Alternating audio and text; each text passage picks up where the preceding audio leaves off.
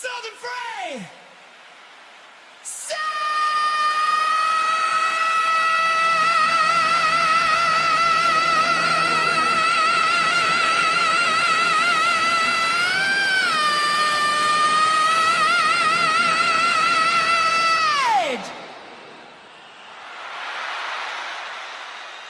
Live from the shed!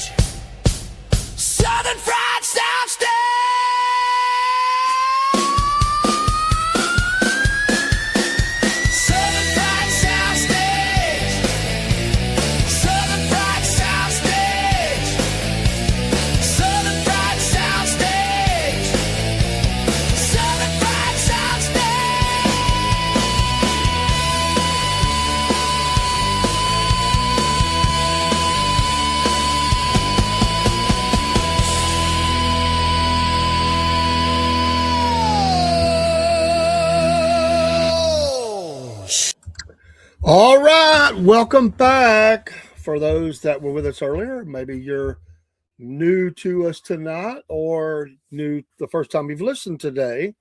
That's all good as well. Southern Patriots Soundstage or Southern Fried Soundstage, either way, it all works. Been covering bands. Tonight we're going to look at a lot. We're going to switch it up. We're still going to be covering bands in the future shows. But we're going to look, well, we always look at the three albums from Dave's Vault. We got three new candidates tonight. We'll talk about them. And we're going to look at the year 1987. 1987, the top. It was a great year for music. Now, all of it's rock, but most of it that I'm going to talk about tonight will be. And we'll fill the, we'll talk about that great year in music. It was a really iconic year. There's a couple of 3 years around in the mid to late 80s and early 90s that were really iconic. I mean, massive albums, tons of sales, more than people had ever seen, maybe almost never, with the exception of a couple of albums previously. People thought rock was dead. In fact, there was a song written, rock is not dead. I mean, you can still rock in America. Remember that? So that was, there was a time where it suffered. Late 70s, disco era, this new wave of British stuff. Some of it was okay, some of it was horrible. And it really didn't get kicking again until the early, really almost the middle of the 80s.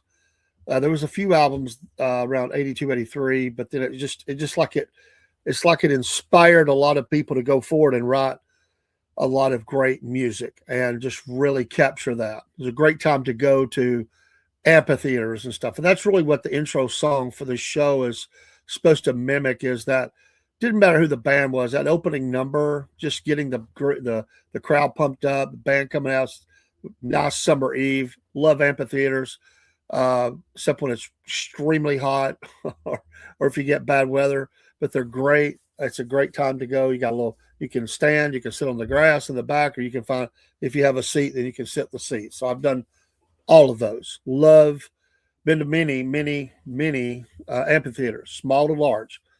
But that's the premise. And so we're going to look at 1987 tonight. We've looked at Tesla, we've looked at Def Leppard in depth. Last week we looked at Aerosmith, and we'll continue to do that. We have tons of bands and stuff to go back to, even with the bands I've already covered. So we have tons we're going to talk about. And really, it's meant to be a little bit of historical. It's meant to be your things you like, didn't like, what music you like. Everybody's different. Don't have to agree on everything. That's what's great about it. Even if it's your favorite band, people disagree. People disagree about what they like or they don't like about certain groups, or they just don't even like the group at all. And that's okay too. I mean, for instance, this is, listen, it always kills me, but there's nothing you can do to change it. I try to appreciate every band most bands go through, or solo artists, duos, it doesn't really matter. Most of them go through a time period where, if they're really successful, where they're growing, sometimes they come out of the box hot and stay that way, but everybody has the up, the peak, and maybe a little bit of this, but you get older and they just do the tours. They quit writing music. Some of the bands have started getting heavy with that again, but these days are different. They don't release albums like they used to, although some have done well. Megadeth, for example, has done well with the release of their last album. Frontiers is on them. They went to #1. So, hey, Doss, some people still make them, and people do buy them as far as music and whatever format that is. But some bands just release singles now, or make singles, or a couple EPs kind of deal, but some still go the whole album route, and there's some classic artists that do that. So I miss the days of the albums that have come back. They still make them again, and they put them out there, and I think that's great.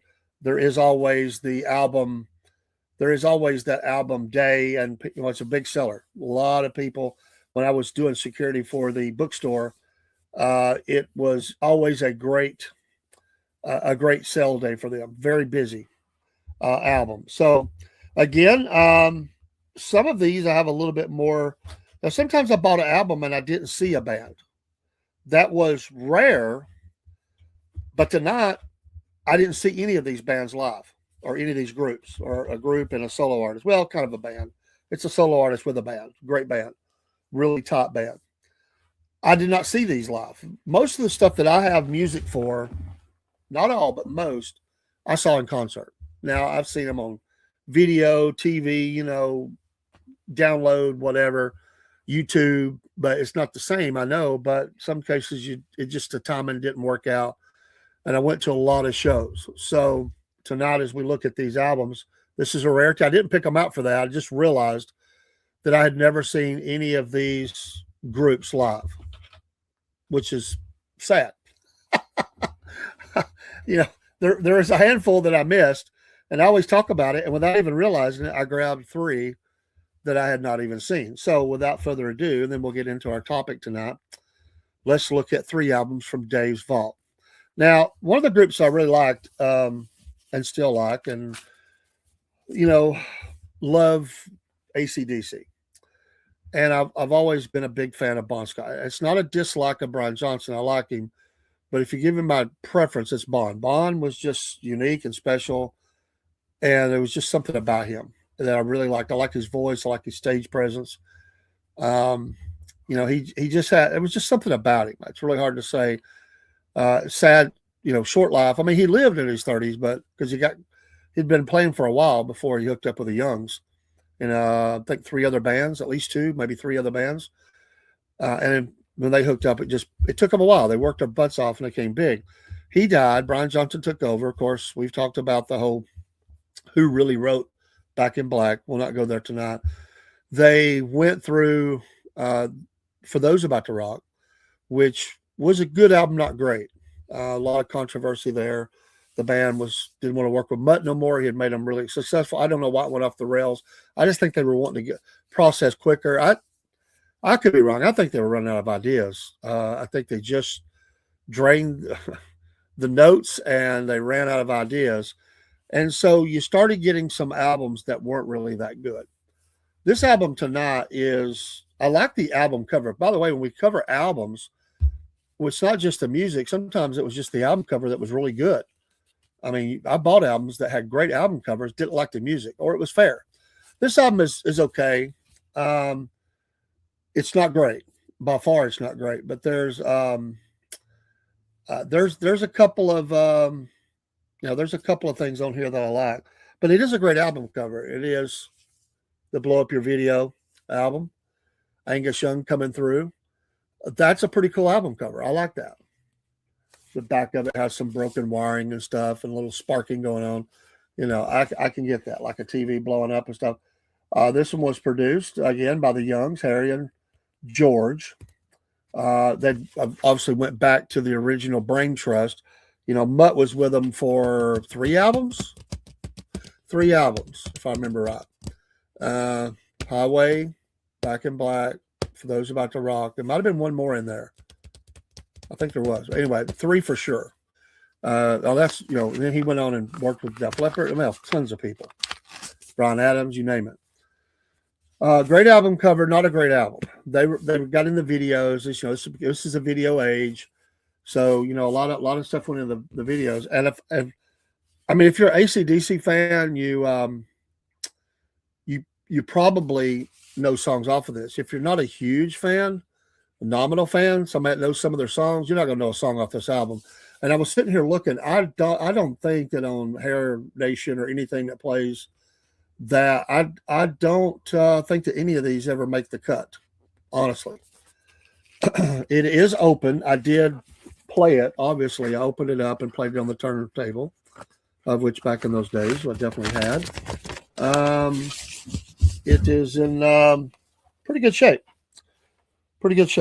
And so it's Atlantic Records, by the way. They were still with a very well-known record label. And they still listen, there was a touring band, so they could put out remakes and misses, and they would go out and sell out everywhere they went because they're a live band. They're still out there getting it with part of their, the longtime members and then some new ones. So, but when you name these songs, and again, it got weak. It got really weak. The writing got weak. It got very. Bon Scott was so good at writing stuff that was just really amazing. A little turn of cheek, a little turn of phrase. He was just a master at that. And Brian was just straight on. He's a party guy. I mean, he's a good guy. I like him. But he quit writing it, by the way. And I was trying to look and see. I didn't look this one up, but I'd have to look it up online. On this one they do have it. It is still written by the Youngs with Brian Johnson. It wasn't long after this Brian Johnson quit writing songs. I don't know how much he ever came up with, to be honest. But he, at one point, somebody got his Wheaties because he said, "I'm not going to write anymore," and he didn't. And he left that up to the Youngs. So I just think they really dried up the material. They toured a lot. They come off the road, hit an album, go. I just think they dried up. If you like AC/DC, you're going to like the cuts because it's AC/DC, but it's not a great album. Heat Seeker, I've heard, that one I've, heard back in the day. That's the way I want to rock and roll. But, Mean Street Goes On, Kissin' Dynamite. I mean, nobody really, not great songs. Nick of Time, Some Sin for Nothing, Rough Stuff. Remember that one? Two's Up, This Means War. This would never be in my top 10, ever. Again, it's not a knock. Some bands just have off albums. It's still, they have that classic sound. So even though it's a little weaker, it's very weaker compared to the other stuff. It's still got that sound. So you put it on, you go listen to it, but it doesn't stand out except this, the album cover. It stands out better than some of the other ones they have. But as far as you take every album they had all the way through for those about to rock, this album can't touch any of that. None of it. It can't touch Thunderstruck. It can't touch any of those. It's okay. It's something to get out there to go back on the road, but there it is. I have not listened to this album in decades, to be honest with you. It's been in my vault, and I don't listen. If I'm going to pull out something to listen to, it wouldn't be that one. Of course, every day now it's digital. A lot of stuff is anyway. Let's go. I'm going to come back to that one and go to again another band and it is a band because they've been together a long time. I think a member might have changed here and there, but this was a breakthrough album. There's something peeling there, and this versus what we just seen, this was a massive hit. Hey Brent, how you doing? Howdy. So this album, which is Billy Idol, massive album, whereas the AC/DC one from Dave's Vault, this one, never pull it out. It stays in the vault. This one, to this day, a lot of the songs hold up. Now, even if you're not a huge Billy Idol fan, I mean, I didn't care for the look sometimes, a little punk stuff and all that, but I'm a big fan of this dude, Steve Stevens. Huge fan. Love his playing. Amazing. Yeah, love your vinyl? Absolutely. You have to come on show me some night and we'll compare. Of course, Rebel Yell, which there's a story behind that. All songs have stories behind them. And I love how that one came about to be. Daytime Drama, I don't remember, but Eyes Without a Face, one of my favorite Billy Idol songs. Actually, there's two on here that I would and I'm not putting down Rebel Yell, but I would listen to before I listen to Rebel Yell. I just like the songs. And this, again, the 80s, were good to me. I really liked it. I went to pick up my granddaughter. I was coming back, and I was describing a couple of songs, even different eras. And of course, she thinks all my music is like 1910 or something, so she doesn't get into it. But we talk music a little bit. Eyes Without a Face, Blue Highway, not remembering that one. Flesh for Fantasy, one of the best grooves ever. But again, I credit the songwriting and the performance, all that. Billy, this dude's the key. I'm telling you, love the work that he come up with on the guitar and stuff. And let me say as an aside, his work he did on the Vince Neil solo album, great.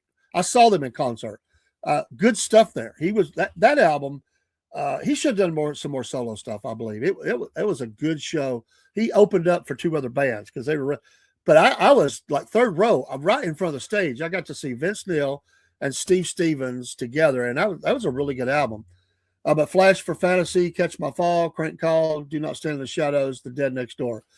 The three songs that stand out, obviously, are Rebel Yell, huge hit. But all these were Eyes Without a Face, Flash for Fantasy, again, the video age. The video helped drive it. This is a great album cover. I mean, it has a great look. Rebel Yell, if you're just looking at fully owned from an album cover, you got Steve on the back, got some different. But this one has where you just usually get the crappy insert. This one has a whole nother look that you don't normally see. So I give him credit for not only giving a great cover, and then on the back you have all the info on the inside jacket too, and I like that. So you get little pieces of all the songs on here. A little different, like Flesh for Fantasy, Cries the New World to Me, Do You Like Good Music, Do You Want to Dance? So they took like a little line from each song. You don't normally see that. Then they give the album listings again, produced by Keith Forsley. I'm not even familiar with Forsey. I'm not familiar with him. And it had, all the stuff on the inside, whereas on this album cover, they did very little on the back. They just left it for the picture. They put all that on the back side of the insert, which is pretty cool. So again, some don't know who took the picture, but if you're a Billy Idol fan, even if you're not, that's a colorful album. There's a lot of color in the album. It really, the lighting and everything that, they did a lot of work with that one. So Billy Idol, Steve Stevens, amazing. Love to listen to that guy play. A big fan. Now, I got to admit, sometimes he got out there a little bit in the playing with. It's kind of like I don't know who ripped who off because you got Steve Stevens with a little toy I don't know what you call it, Martian gun or whatever, all the crazy sounds that he did on the guitar. And Eddie Van Halen did it with a drill. I'll be honest with you, I'm not a fan of any of that, but I like the song that and he did that on Vince Neil's album. You had, oh man, I can't remember the name of the songs right now, and I know them. Sister, um, Pain. God, what is the name of that song that they played all the time? I went blank. So anyway, this is an interesting tidbit that I got somewhere, and I don't remember where I got it, to be honest. And again, as I said at the beginning, these are all bands that I never got to see. Of all the bands I saw, I never saw these guys. And it is, some people love the album, some people don't. But hey, it's Van Halen. So, cool beans. And I like Van Halen. Fair warning. This album, though, is not one that was sold in stores. I probably got this. I don't remember where I got it. I may have bought it at a vinyl store, though. But this one, this was not supposed to be sold in the stores. Of course, produced by Ted Templeton. Mean Street is the song that most people are going to join with. Great song. They still play it. So This Is Love, another great song. Sorry, somebody's trying to call me if you're hearing that. Push Comes to Shove, Center Swing, Unchained, Dirty Moves, Hear About It Later, Sunday, After the Park, One Foot Out the Door. Kind of an unusual album cover. I will say this, Van Halen never did have, to me, except for a couple of times, they didn't have great album covers. I don't know why. It just didn't seem like to me that they had that. And I don't know. It just didn't work. And so this one, and you got the back. It's okay. I'll be honest, it doesn't stand out to me. However, the insert is pretty cool. At least you get the classic look. You get the classic look, classic band. And on the back, a little bit of stuff. But honestly, that should have been the cover to me. In my opinion. It's their deal. I am a big Van Halen guy. If you're not, broski, I don't care. Do I like everything they did? No. I'll be honest. There's things that I don't like that they did, and I'm not sure. Give me just 1 second. I'm getting a call coming in. I have to take, and I apologize. And I'm going to put on a song here just for a second and take this call. I'll be right back. Hang with me. I promise it won't be, but just a minute. Let me put this on. I'll be right back.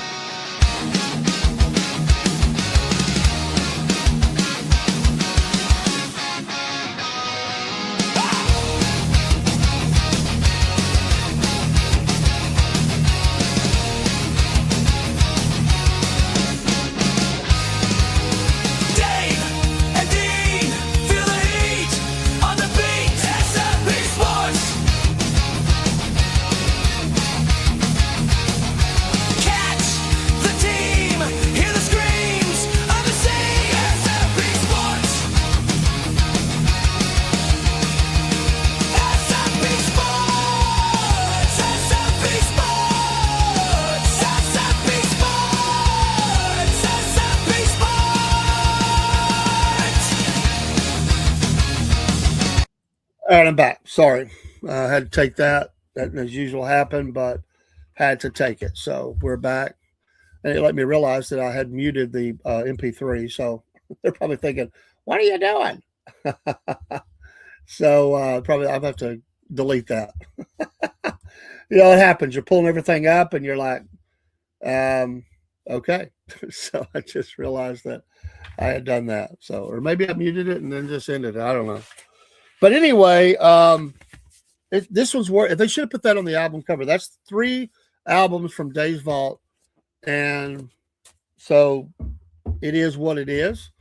And let me get over here and pull this back to where it needs to be. It'll be a 2-parter here, and let me just pull that back up. Make sure everything's good, and we'll go. Things happen. All right. Part one, part two. There we go. All right. The year is 1987. The year is 1987.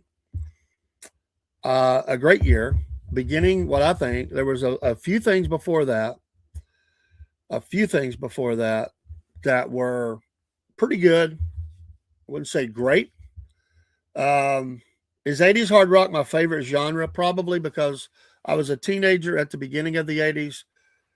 And I was 15 at the beginning and 25 at the end. And hey, I went to a lot of concerts in the 80s, a lot of concerts. I never went to a concert I wasn't allowed to before 1984, 3, 4. I went to a couple festivals locally in 83, I think. And then really when me and my wife got married, we went to a lot of shows. I was grown on my own. In 83, I was 18. So around the time I was a little bit there, 84, it picked up a little bit, but not much. But around 87 was when I really started hammering down on concerts. And it went all the way into the early 90s. And then my life changed, just didn't go much anymore. And, now you can't afford to go, but but I want to look at some of the now some of these are not rock albums, but I want to talk the year that was. This is not a complete list because there's so much that's released every year, but this was a massive decade or year, excuse me, for music. U2 had the Joshua Tree,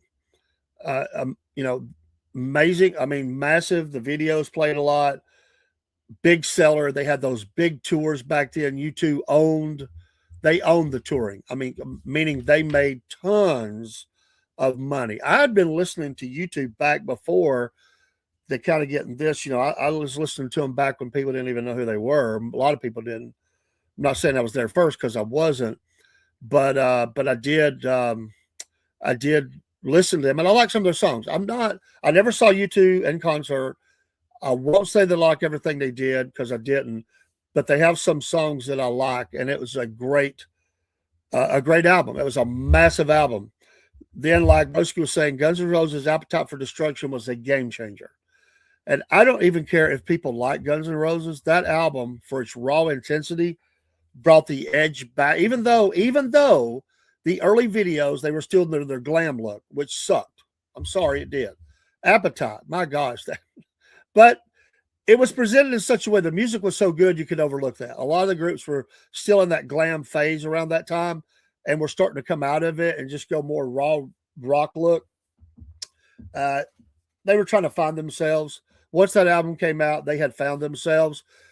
Again, another massive, massive album. There's not a bad song on the album. Wow. Every song on there still plays. And it really, no matter what else they did, but this was when you go to 91, Use Your Illusion 1 and 2. He had other things, and that was a massive album or albums. But Appetite was the one. If you could ever see the New York show that they did in the club, best concert ever.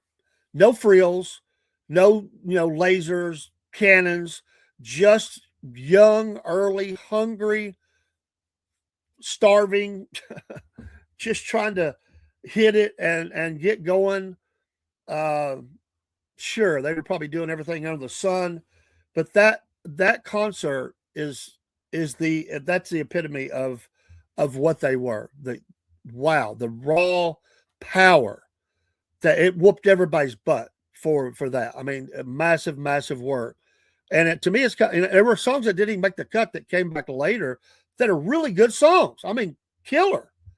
The early, some of the stuff on Illusion goes all the way back, even before Appetite. They wrote a lot of songs, and a lot of them were well deserving, but you couldn't mess with this. And like I said, it was a massive, massive album. Another one that was really big was Prince, Sign of the Times. Some say the greatest album ever. Hey there. Thank you. And listen, Prince was, and I was thinking about this today. I heard on the sellout radio. A Prince song came on, and what Prince had the ability to do was bridge the gap between different kinds of music. He bridged it really well, and he brought in people that were rockers into his music because of his guitar playing, and they had a great stage presence. They had all those artists and people playing behind him, the girls, all those characters that had their own shtick. I mean, people who knew who they were. And let's face it, Prince was a genius. He's a genius he could do it all. If he could have morphed himself into 5 people, he would have just played everything and did everything, because that's what he could do. He could sing, dance, play, everything. He was a prolific songwriter. He was amazing on stage. I never saw him in concert, but I watched a lot of his stuff. And, it's sad, his ending, I'll say that. But another massive album. 87 rocked. Let's see here. The Michael Jackson, whether you like him or not, Bad, of course, the follow-up to Thriller, was still a massive hit. A huge concert tour, lots of album sales. These record companies were soaking all this up, man. They were just killing it in 87. And yeah, they had a lot invested in some of these, but Michael had already made them a ton of money, a boatload of money. And then he comes back and listen, there were some songs on there that was okay. He started getting a little creepy around that time to me. Some weird things started happening, but great entertainer. And he really, again, was another one that kind of bridged the gap between sometimes different with people, different musical taste and styles, and even the races. I think that they were sort of his music was on all these different formats, just like Prince's was. Pretty amazing. Oh, absolutely, man. I agree with every bit of that. I heard Little Red Corvette today. That's the song. And I was just thinking about the show tonight. I was thinking, wow, what an artist. Okay, then I heard Phil Collins today for Def Leppard. We know that in 87, Hysteria come back, the 4-year gap, 83 to 87. We know all the stuff about it. In America alone, this album, in America alone, Phil was talking about today on Sellout Radio, or it was a tape thing, 13 million albums sold. Think about that, 13 million albums sold just in the United States of America. That's where that's at. Between the U.S. and Canada, chalk that up to about 15 million plus. Again, every song on the album was intended to be built like it could be a single, but also trying to change the game in a different way. It did, because their style is not like Guns. They were more like, trying to make a game change like Queen. Queen was always sort of reinventing themselves, and that's kind of where they kind of saw themselves a little bit. An amalgamation between Queen and some other influences that they had from English to America and blues, even because every part of the band had a different taste. And of course, Mutt Lange produced. Massive album. Just on those albums alone, some people got very rich. All right, dominated, and all these dominated MTV. Every one of those I've mentioned, every one of those artists dominated MTV. And the next guy that I'm going to mention, he may have dominated more than any of them. It was George Michael and the Faith album. Wow. I mean, again, this was his solo triumph. Remember, he was with Wham. And listen, I don't care about the other stuff. Just talking about it purely from a musical perspective, the Faith album, I mean, those videos were classics. They still play all those songs today, all the hits. And of course, he was, huge sex appeal to many. Very talented guy, great voice, a great range. Had a kind of a kinship with Freddie Mercury because of his range. And of course, obviously he was going to be chosen to, when Freddie passed, to come in and be a big part of that concert, celebration for Queen and for Freddie Mercury. And he certainly did. And I can still remember him standing there in the blue jeans, the boots, the leather jacket. I mean, that video, it stands the test of time. I mean, he always had beautiful women in his videos and stuff. They knew how to market this dude. Definitely.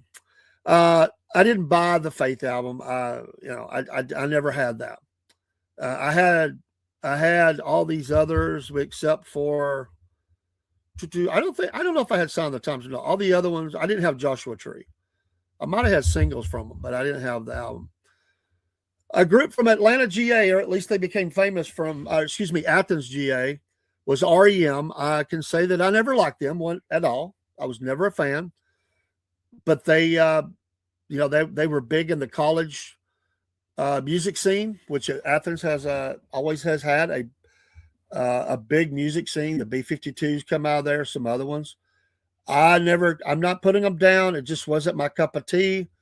I never listened to REM, but the document um, was a big breakthrough for them. The one I love was the hit off of that album. They still play that song. So, and I don't know what it sold, but it was pretty massive. Again, a huge, huge 87 release. You mentioned it earlier. NXS, Kick. I never was really into NXS. I saw them on video. It was kind of okay. This album, Kick, changed my mind. There was Need You Tonight and some of the other songs off that. Really universally liked all across the world. Some bands are more regional, maybe some countries.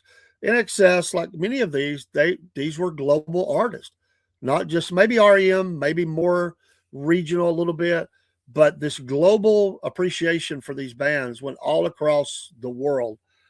And you could be in the middle of Africa and somebody would have known who NXS was. When Doves Cry and Cream are my favorite Prince songs. Okay. When Doves Cry is a great song. A lot of videos, they were in their prime. They looked great. The leather jackets. They had interesting videos. NXS, it's a shame what happened there. Absolutely, it's a shame. They had a lot more to give, and it just really all died with him. So just never was really ever even considered to be anywhere close. No matter what they tried to do, it just never. And a really great band really ceased to exist in any kind of powerful way ever since then. So huge. Not a huge fan. Now, some of these I'm going to mention, not on that level, but they were definitely huge. Now, maybe one of these is, maybe even a couple of them. Well, I might have to back up because there's some huge. I'm not a fan of all these. Some of them are. I am. Whitney Houston had Whitney. It debuted at number one, had 4 number one singles. Whitney Houston was definitely stepping out really strong back in those days, was a superstar. Sonic Youth had Sister. I was never really a Sonic Youth fan. I did like maybe one song, but never really was into Sonic Youth. The Smiths, big release for them. Strange Ways, Here We Come. Their final, and some say maybe their best album. I was never a Smiths fan. I'm not putting down if you like any of these people. It just wasn't for me. I do like a little Depeche Mode, and they had a release that year too, Music for the Masses. It wasn't a huge album, I don't believe, but it did lead them to bigger things. Depeche Mode. In fact, Leopard on one of their tours, because they redid one of the Depeche Mode songs, and they used to play that. I think it was on the big arena tour with Motley. I think that's the song that they played as they did the countdown on the clock that the show was fixing to start, was one of their Depeche Mode songs. I don't know that they ever were as big in America as they were overseas, but Depeche Mode is certainly huge around the world. And a lot of groups got influenced by them. They liked a lot of the stuff they did. Of course, again, a lot of synthesizers, a lot of different kinds of stuff. If that's not your deal, I get it. Broski says, I have a killer 80s pop list I made on Spotify. It's a great decade for music. Public Enemy, I was not a fan. I'm not putting them down, but a huge release by them. Yo, Bum Rush the Show was the name of the album. I never had it, never listened to it, but it was their debut and huge. Now, Aerosmith, the comeback with Permanent Vacation after having some troubling times, was another big album, led to some bigger things. That also was in the 87 release. I definitely liked the album. Somewhere along the line, I think I bought it on CD or cassette. I don't think I ever had the album for that. I have the album for Pump, but I don't think I ever had the album for Permanent Vacation. Um, I never liked The Cure, Robert Smith, and I know that a lot of people do and did. Oh, it's 3 hours, 54 minutes long, so nearly 4 hours of music. There you go. I used to work with a friend. In fact, we still work together. He's been at my company or our company about 6 months before me. A great guy. He used to really be into what I call bands like REM, The Smiths, The Cure. Uh, some of those bands. It was really kind of his range of where he was at. So we were obviously bumping heads on stuff. And I remember he came in with that famous Cure shirt on that had where he's got his hands up in his hair, he's holding his face or his head. He had that one on, and we used to give him heck about it. I never was a Cure fan, but you got to give him credit. Of course, this was "Kiss Me, Kiss Me, Kiss Me," a double album, and they say an electric masterpiece. I've never had it. I've never listened to it. Uh, but they're still around, and they just they just go in the Hall of Fame or recently, still out there, still going. The Cure. Bruce Springsteen was bigger in those days. I'm not a fan of the Boss at all. He's got a few tunes that I think are cool. Tunnel of Love is okay. This is a follow up to the Born in the USA album. He was again, it was the 80s polished look. He got in a little bit, it was a little different than the gritty 70s. And his recordings changed the way they produced them, which a lot of bands did. A lot of solo artists did. Much more slicked up, smoothed out. It was just different decade. But Bruce was very big at the time. And, some would say still is, but I'm not a fan. Dinosaur Jr. is in this list. I don't even remember them. Obviously, I don't know who they are. If y'all know who Dinosaur Jr. is, God bless you. I don't know who they are. A group I do know a lot about, I've been a longtime fan, even back to their blues days, was and is Fleetwood Mac. They released Tango in the Night. As we were coming back today, Tell Me Lies came on the radio, and it stands up to the test of time. I never was a fan either, broski. Never. He said, just like Heaven, Love Song, In Between Days, Close to Me, great songs by The Cure. Shall I listen to those? Well, maybe. I'm willing to gamble. I don't know why. Just maybe I saw the shirt and I was like, I just can't. I was really into really rocking back then more. I mean, I liked a lot of styles of music, but I'm not sure. But if Broski says it, I have to give it a little credence. Fleetwood Mac, they had the huge rumors, and they followed up, and the next album, double album, didn't do as well, even though it sold 3 million albums plus, I believe, to this day. Lindsay leaves, and then he comes back, and they produced this song. A lot of drama in the band, and I guess it's forever has been drama with them, but they produced a lot of great music. And on the way back today, and I didn't even decide to do this till I got back home. Like I said, Fleetwood Mac came on. So a lot of these groups were represented on music I was listening to as I came back. Some other strong contenders from '87, which is, I think it's, I'm not a huge Pink Floyd fan, but Momentary Lapse of Reason is a great album. And I saw them, I think I saw them on that concert tour, but I don't remember for sure. But I think so. I saw Pink Floyd at, don't tell Dean I said this, Georgia Tech Stadium. It was an outdoor show, cold, great show. I really didn't know if I was going to like it or not because I'm not a huge Pink Floyd fan, except for Dark Side of the Moon, great album. But this was a really good show, and I enjoyed it. Let's see, Heart. I was a big fan of Heart growing up.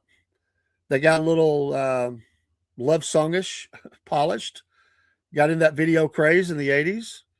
What was that horrible song that they had in the 80s? I mean, it's absolutely horrible. Oh my gosh. They I don't know if they even play that song in concert, and they are on tour. In fact, I've heard they've got an album coming out that's supposed to be really good. I'm not a fan of them, some of their attitudes and stuff, but I'm a fan of their music. Um, I'll just let that lay there. And I don't like, I don't know. Anne's sort of weird. She's weird. She married a weird dude. Um, but the sisters broke up. They're back together making music. John Mellencamp. Liked his early stuff. He started getting a little wild in his top of, again, a lot of them did. It was the time, sign of the times. Some of his music really I just didn't care for it. The Lonesome Jubilee, very recognizable. He had videos all over MTV still, but I like the earlier stuff, and I really didn't care for what he did after that. This would be about the borderline for me. Then after that, I really didn't care for what he did. Let's see. Broski, were you a fan of the Butthole Surfers? Because I absolutely was not. I couldn't tell you one song they have. When they played them on MTV, I turned the channel. I'm not a fan. I don't like the name of the album. I'm not even going to repeat it. And that's that. But I am going to mention it because they were big around that time. They were big. I don't know where they're at today. I don't know if they're still butthole surfing. I don't like the name. I just don't like it. That's me. You're welcome to have your own opinion. This is America. Love it. Jane's Addiction. Nothing shocking. It really came out late in 87, early 88, but it's really kind of a link to 87. But that's me. You want to push me away? Put a name like that on a band and I'm out. I went, what? No way. I saw one video because I was at a dude's house and he had it going. I'm like, could you turn that? Like, I hate it. And I think he did. He's like, I was just on. I don't like it, but they got to have a following. Somebody bought the albums. Jane's Addiction. Really sad too how that's kind of ended up. Forever different. Suzanne Vega had a solo album around this time. Oh, no, Suzanne Vega. I'm thinking somebody else. Suzanne Vega had the album Solitude Standing, Luca Fame. Not a fan. Not putting it down. New Order had a big album that year. And probably the album, if you go down the list of best-selling albums for 87 globally, they tend to have them in this order. And it depends. Certain lists will flip them around, but these are the biggest. Michael Jackson's Bad. One you don't think of because it's not from a band, it's from a movie, and it's still huge. The Dirty Dancing soundtrack. Huge movie, stands up to time. People love that stuff. They love that music. And they're having a movie. They're making a new Dirty Dancing sequel or whatever. Dirty Dancing soundtrack. The songs were all over the place. Absolutely made a lot of money off of that. Of course, Guns with Appetite, Faith, George Michael, and Def Leppard Hysteria. Those rocked the year. An amazing year of music. And that's just scratching the surface. There were a lot of albums. I'm sure I would find stuff that I liked. Hello, Dean Potts. Snuck in there on me. There's a lot of other music I would have liked around 87. But it's more like 84, 85, 86. There were some good releases coming out. Like I think Boston's album, Third Stage, came out around that time.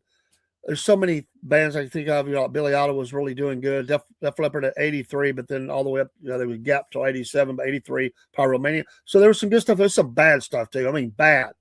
But 87, 88, 89, 90, and 91 was really the heyday for a lot of great albums and music. And 87 for me really kind of kicked that off. 88, we'll look at it next time. Good stuff, but 89 really good. But 91 was the other one. 91 was massive because you had, again, Guns N' Roses finally got, Use Your Illusion out 1 and 2. And there were a lot of other big names that came out. So we'll look at those. But by 87, I was married. My son was born in 86. So here I am, a young married guy with a son and working hard, a lot of hours, love music. My girlfriend, we got married in 86. When I met her in for she had just bought a new stereo system. See how things work out? She had just bought it. It was from, oh man, they overpaid, but Radio Shack, a big system. Oh my goodness. Here I am. I've got a little, I don't remember where it came from. I think mine came from Kmart or something. It was okay. It wasn't bad. But man, when I saw hers, I was like, yeah. I was 21, man, when I got married. So my wife was 24, by the way. So she's still at home. Their dad had died, and they all just really. Dean says he quit rock and roll in 90. Well, you can't quit in 90 because 91 was good. All the way up to about 92, Dean. About 92. But 91, if you quit in 90, you miss a lot of good music, Dean. Come on, man. You need to go look at the music for 91. You're going to have to move that a little bit. And there was some good stuff in the mid-90s, even with all the crap going on. I always did like some bands because they were still rocking. I just didn't like some of that other stuff, meaning grunge. You know what? My biggest problem with grunge was it wasn't really the music. Some of it was different. It was more rhythm and it was lead guitars. It was the depressed state of music. I mean, it was like everybody was depressed. That's when everybody started wearing plaid and flannel and, going around like they've lost their best friend. There wasn't, he's on Rumble. I run 2 Rumble channels, broski. Most nights I run 2 Rumble channels. He is on SF Podcasting, where you are on Southern Patriots Podcast. I don't know how many do that, but I run 2 channels. Double your trouble. I do that on 3 different platforms. I run double channels. It's there. I put it out there. So I do that. But I did like, some things by Alice in Chains and some of the others, but man, some of that music, Candlebox. I liked the little Candlebox back in the day, as you got into. We'll look at 91 the next time, and we're going to continue to look at the bands. We'll look at the bands, and we'll continue to do the 3 albums from Dave's Vault. For those that didn't see, because you might not have been here at the time, this is from Dave's Vault. This is what I previewed tonight or showed. And this is funny because I didn't see any of these guys in concert. But AC/DC, not a great album cover. Blow up your video. That album, not good. Sorry, not sorry. Number 2 I highlighted tonight was, yes, Billy Idol. Great album, Rebel Yell. And one of my favorite guitarists, Steve Stevens. Still rocking. Daryl says, I'm sorry I can't tribute. I'm a 70s and mid 80s. Well, we'll come back. We're going to go back and look at other years as well. And of course, Van Halen album. This was a promotional album for record stores or radio stations. But Mean Street, what everybody knows on that. Not a great album cover. I said that to me, but they should have put this picture on the album cover. Much better than the album cover. Well, look at that 80s look. Big hair, right? Oh, what year did that come out? 81? What was that? They got in a big hair. What year was that? I don't remember. If somebody knows, 81. I nailed it. 81. But they were fighting against, that was that new wave music and all that coming in. Flock of Seagulls and all that stuff was flying in. Not one of their best, I don't think. You may love it. I'm not a huge fan of that one, but I do like Van Halen and always have. But I can remember going and buying the 84 album, though. Somewhere I have that. Somewhere I still have that. Dean Potts. You're going to like this, broski. Dean likes Kiss. We'll talk some Kiss. We'll do it. Yes. Yes. It was you know why, Daryl? They ran out of ideas. Bond's songwriting book, they pulled every idea they could get out of it. And it took them all the way to Thunderstruck to have a decent album. That was a decent album, Razor's Edge or whatever. Thunderstruck and all that. It was a good album. It was like a blip. There were some okay ones, but the 80s, horrible for most part for AC/DC. Horrible. I mean, of course, they had 80. I get all that. But in the middle of that decade, it got bad. I mean, bad. Criminal. People just would go see them, though, because they like them on stage. And it just wasn't a good decade for them. But then later, they kind of redeemed themselves a little bit. Like I said, Dean Broski says he's disappointed in you. Who's your favorite member of Kiss, Dean? Who's your favorite? I bet he's gonna say Gene Simmons. I bet he does. Oh, I love doing the music show. I love talking music, all kinds of music. I was going to pull it tonight, but when I pulled these, I'm going to be pulling different genres of music. I flipped through a couple. I said, not tonight. But for different genres from country to disco. Yeah, I've got some disco stuff in my collection. I've got all kinds of music. But some of the ones we have in the collection are from my wife. Yes, I said that early in the show. He was my there was just something about Bon. I don't, it's, ever so often somebody comes along that I knew you was going to say Gene Simmons' name. So there you go, Broski. And I can't put it on screen from this channel, so I'd have to copy it and all that. So I'm just telling you what he says. But ever so often there's somebody that comes along.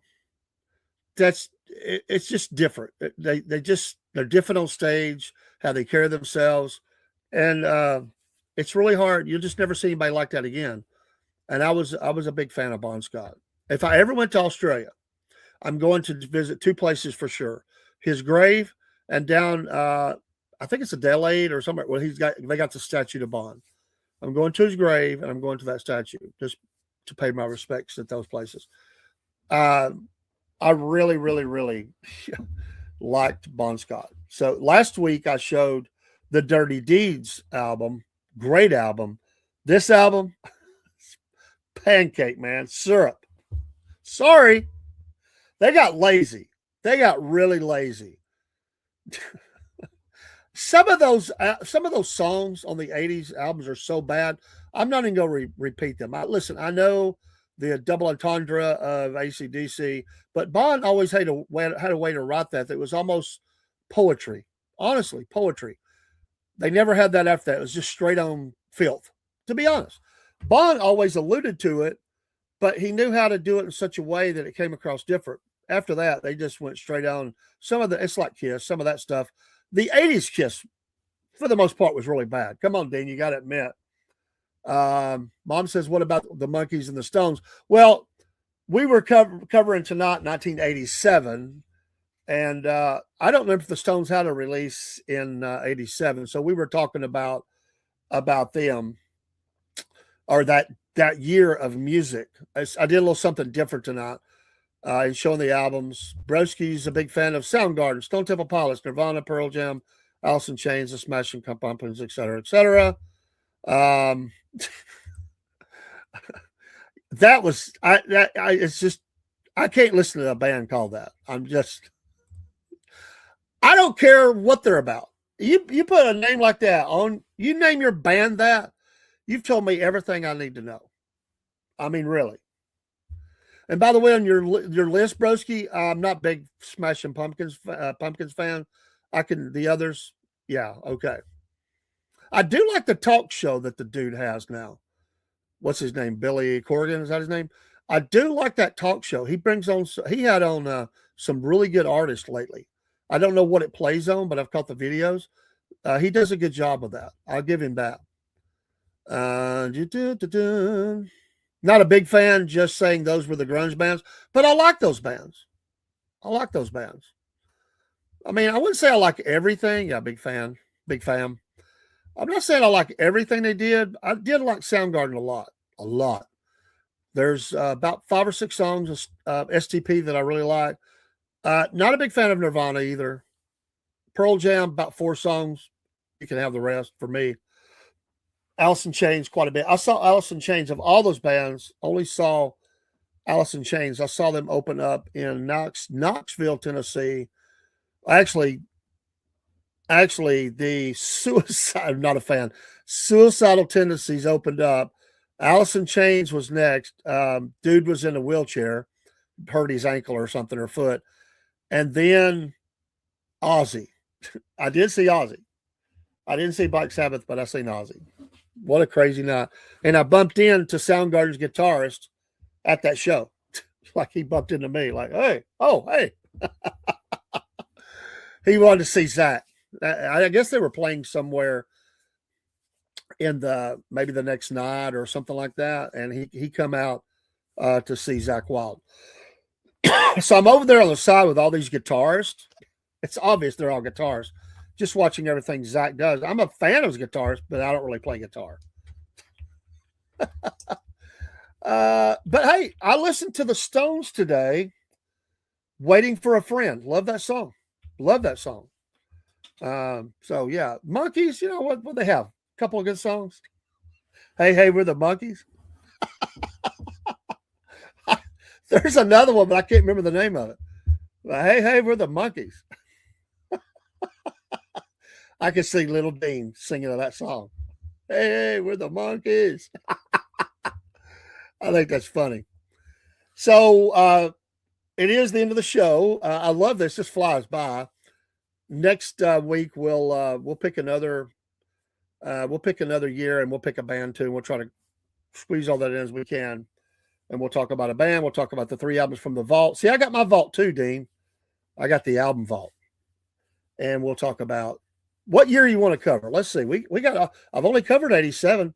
Oh yeah, Daryl, I knew we had similar taste. I will close with this. When you're oh, broski, that's bad. Let me tell you about Queensryche. So I didn't know them on their first album. Def Leppard introduced me to a lot of bands. Queensryche was one of them. I saw Queensryche with Leppard here in Chattanooga. And it's like, I always listen. If I don't know the band, I'll listen to them. And when I first heard them, I was like, okay, there's some stuff there I like. But this is before the Empire album came out. I'm almost certain it would come out that year. But they were playing Operation Mindcrime, obviously, and their first album. And I was like, okay. So when I ordered the 12 albums, I told you I ordered Queensryche, I believe, was in that mix too. The second time I saw Queensryche was in Chattanooga as well. And by that time, that was the Empire tour. So they went from opening to headlining. I don't remember who opened for Queensryche in Chattanooga. I want to tell you, though, it was oh my goodness. That whole night was good, not good.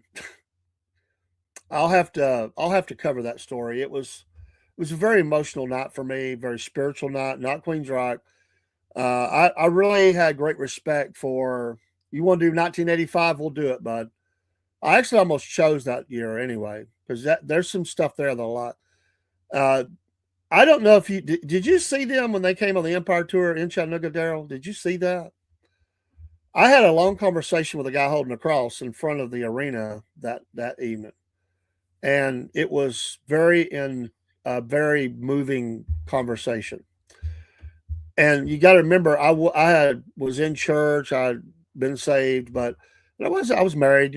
My wife was with me. It was the only one that went. I had a coworker that was at the show. I didn't know that. And I went in, and I almost, this is honest truth, I really wish I hadn't, because I felt like I was not supposed to. But I think you're right, man. I think you're right. I can't remember. So I go into the show, and while the opening band, I missed a lot of the opening band. So I have this long conversation outside.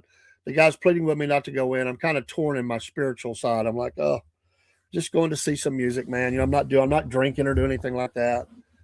I got sick as a dog. Sick as a dog. I told my wife, I said, I'm sick. I'm bad sick. So while the opening band's playing, just about the whole opening act, I was in the bathroom throwing up. Truth. Solid truth. And when I came back, my wife was like, you look bad. I was like, I feel bad.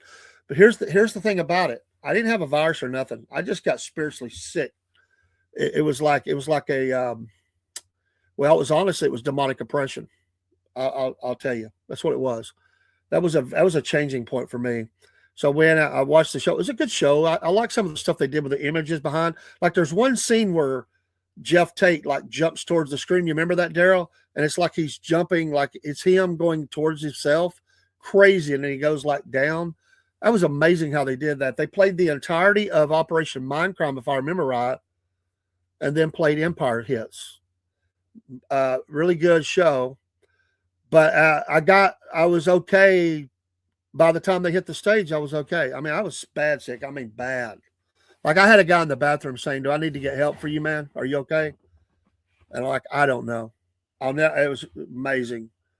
And, I just felt like I went against what I was supposed to do that night. And I told my wife, I said, I should have never came here. So it was just a weird, I'm saying it's weird. It's just spiritual.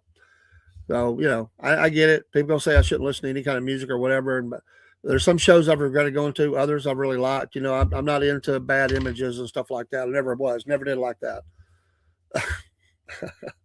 Well, maybe, I don't know, man. Like I said, but they do put on a good show.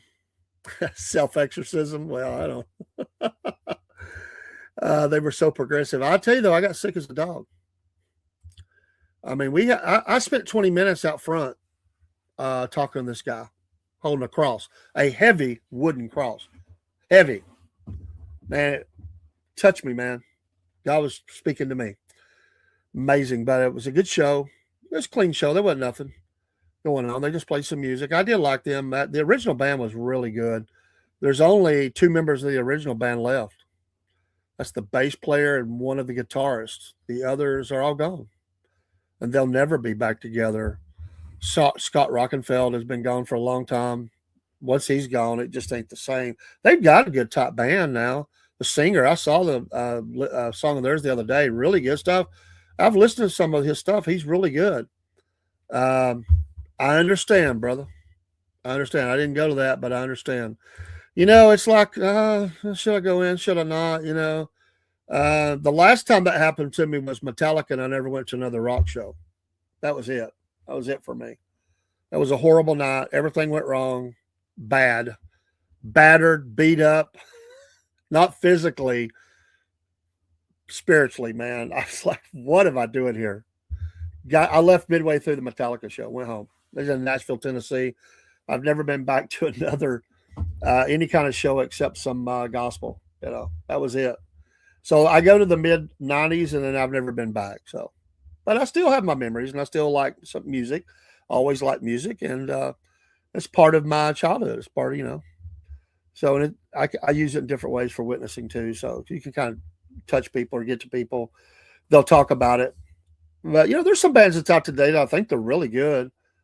They're making a. I need to turn that off. I'm sorry, that went off and acting silly. I'm fixing to leave anyway. But there's some really good bands that came out. I think it's kind of coming back around. It goes through stages and cycles. It always does. Music always goes through cycles. But a lot of the music for the last decade or so has been really bad. Maybe 20 years. Bad. There's nothing in it. I mean, it's like AI ripoff rock or something. I mean, it's just not good. There's a few exceptions. My opinion. Again, all this is my opinion. Everybody's got an opinion. So that's it. 1987 and 3 albums from Dave's Vault. Thanks. Have a great night. I'm going to go up and spend some time with my wife before we go to bed. I'll see you in the morning on the Cornbread Man morning show in the morning, probably be around 6. Next 2 days will probably be earlier than that. Thursday and Friday will probably be 5:30ish because I have different things going on. And so I got to get up earlier. Tomorrow, what do we got on tap? Well, I got the morning show tomorrow night. I'm not sure yet. We'll see. Just news and notes real quick. Right, dude. Right. And I'm okay with opinions. You know my saying on that. It's your opinion. I'm not going to go against it. Just don't attack the host. That's all I care about. You can debate me. Just don't come against me. I don't like that. Or get personal or beat up on people in the chat. Be good to them. I love you too, man. Big news. First of all, I don't know if you're out there still, Brent, but we've been kind of, we have our own coffee and we do use some Dubby, but, we've been big friends. I just got these in today, Horsepower coffee. And this is their first energy drink, Kickin' Strawberry.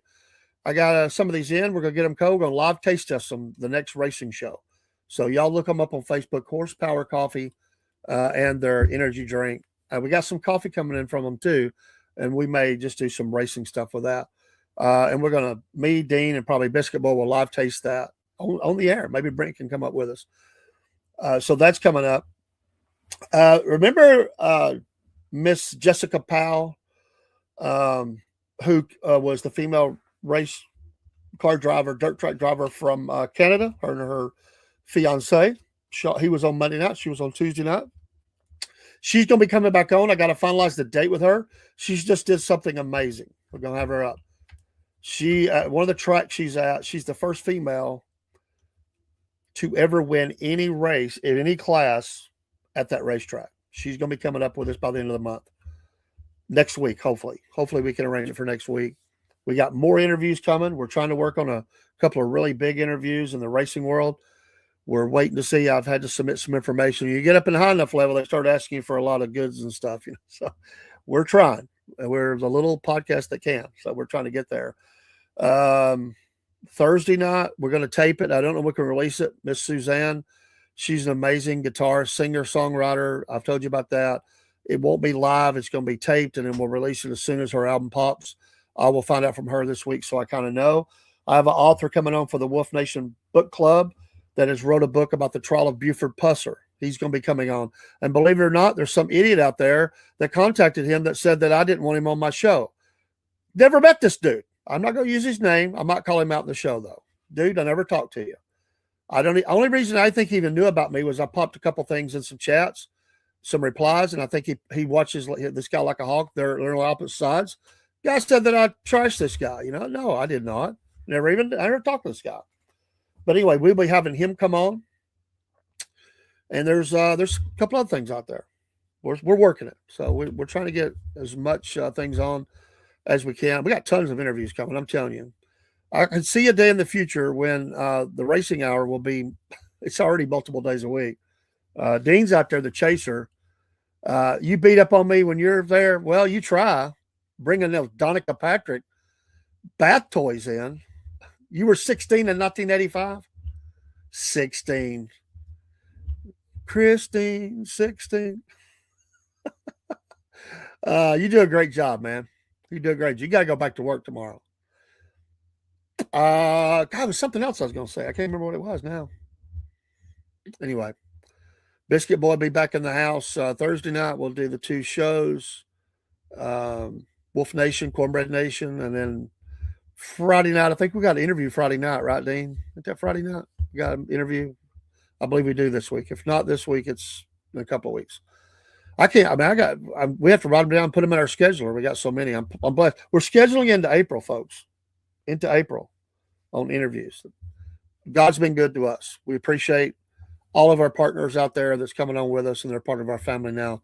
I can't say enough good things about them. They've all been a blessing, and they're truly great people, and they're as much, big, huge blessings to us, and we're trying to be back. We went into it trying to bless them, and they've just been these really, you 16 in 87. Okay.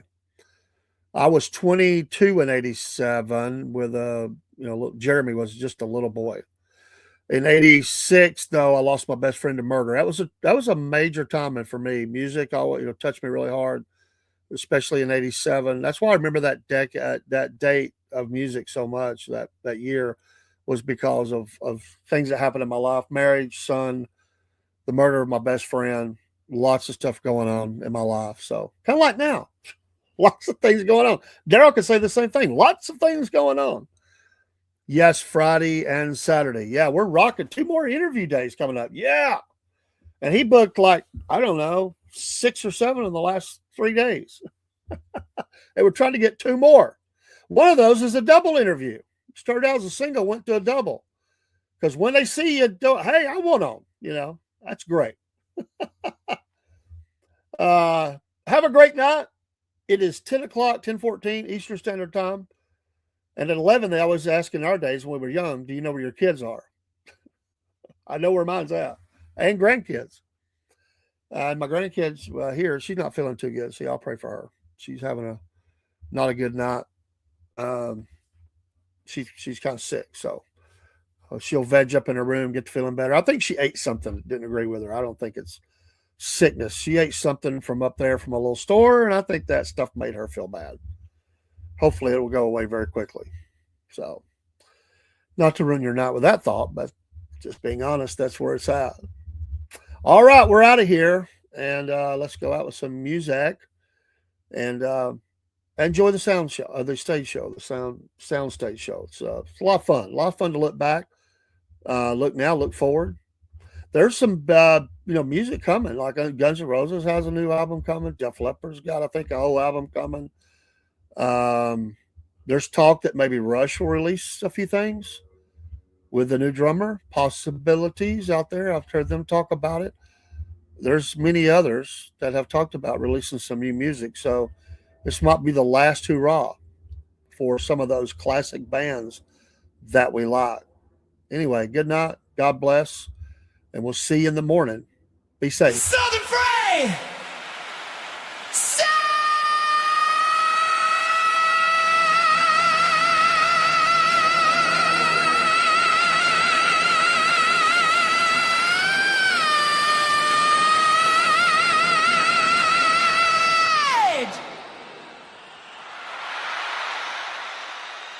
Live from the shed!